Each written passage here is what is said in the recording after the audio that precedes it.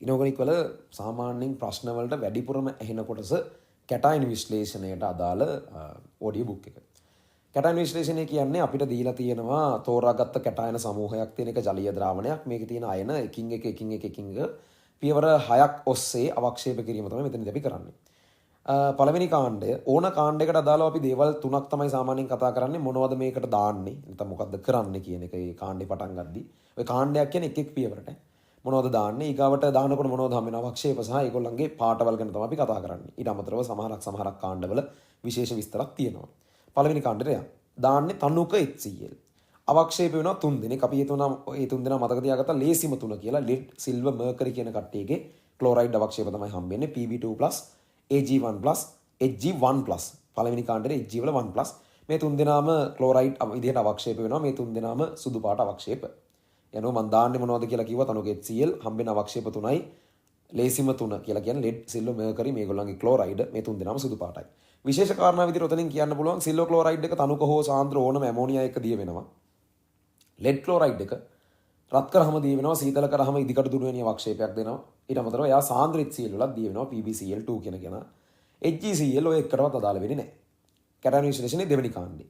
ඔය 2 සහ 4 කියන කාණ්ඩ දෙකේම කරන්නේ අපි කියනවා H2S බුබුලණය කිරීම කියලා. දෙවෙනි කාණ්ඩේ එනකොට පළවෙනි කාණ්ඩේ මාධ්‍ය ආම්ලික කරපු ගතිය තාම තියෙන නිසා මෙතන වෙන්නේ ආම්ලික මාධ්‍ය H2S බුබුලණය කිරීමක්. එතනද සමතුලිතතාවය අපි පැහැදිලි කරනවා මෙතන හැදෙන්නේ අඩු සල්ෆයිඩ් සාන්තනයක්. අඩු සල්ෆයිඩ් සාන්තනයකදී අවක්ෂේප වෙන්න කැමති වෙන 9 දෙනෙක් ඉන්නවා.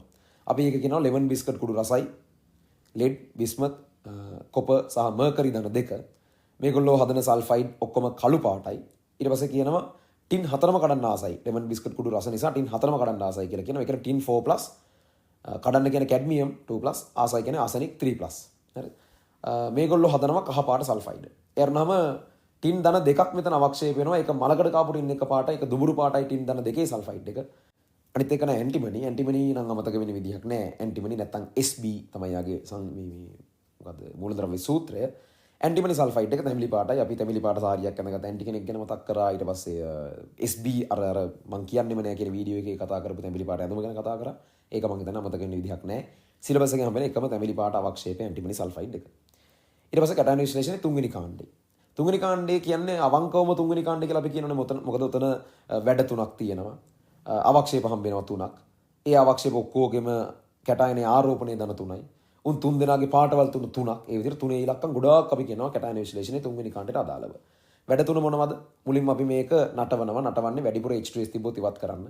ඊට පස්සේ සාන්ද්‍ර HNO3 දාලා රත් කරනවා. එහෙම කරන්නේ Fe2+ තිබ්බොත් Fe3+ කරවන්න. ඊට පස්සේ ඇමෝනියම් ක්ලෝරයිඩ් එක ඇමෝනියම් හයිඩ්‍රොක්සයිඩ් දානවා. ඒක කරන්නේ අඩු OH- සාන්ද්‍රණයක් ද්‍රාවණය තුළ ගොඩනගන්න.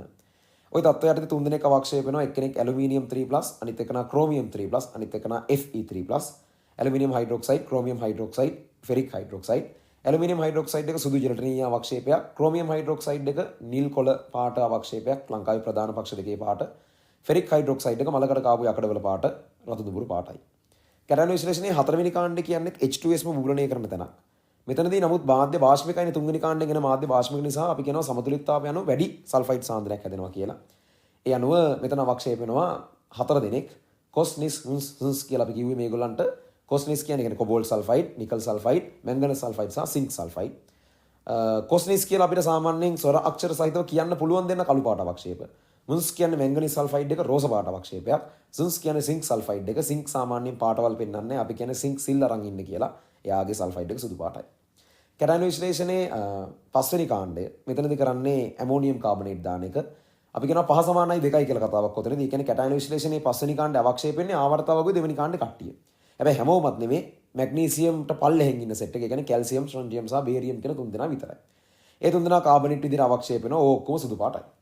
6වෙනි කාණ්ඩය කියන්නේ කැටායන විශ්ලේෂණයට පස්සේ ඇතුළත් කරපු කාණ්ඩයක්. මෙතන 8 හයිඩ්‍රොක්සි ක්විනොලින් කියලා එකක් අපි දානවා.